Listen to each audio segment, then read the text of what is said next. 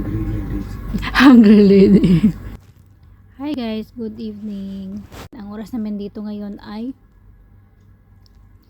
11:35 ng gabi. At ayan yung alaga ko guys, nag-study siya. Don't hide. So ayan siya guys, nag-study siya dyan. At dito ako nakaupo kasi nag-edit pa ako ng video. Maga kaming kumain kanina, so ngayon ay naggutom kami ng alaga ko. So sinabi namin sa amo ko na nagutom kami guys. At ayan, binilan niya kami ng croissant. Ayan, sobrang laki.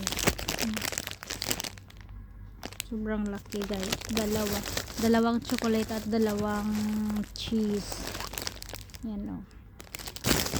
So, tig-isa kami ni Jenny. Kami kasi kanina guys, maga kaming kumain. Jenny, finish? There is more here, chocolate. Pagkatapos nito guys, matulog na din kaming dalawa. Pero nag-edit pa ako ng video kasi wala akong na-edit kanina guys. At saka guys, hindi pa kami nakapag-celebrate ng Mother's Day kasi busy sila. Busy yung mga amo ko.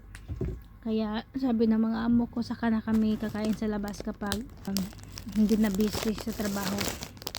At saka wala na ding exam si Jenny kasi last na niya exam after tomorrow guys. Last na niya na pre-board exam.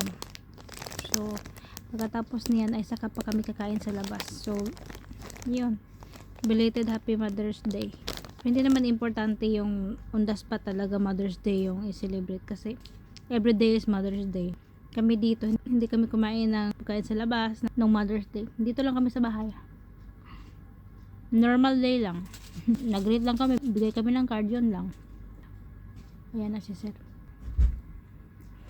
Pagkabigay niya nito, nilagay niya sa mesa tapos lumabas na naman siya. Hungry ladies. Hungry lady.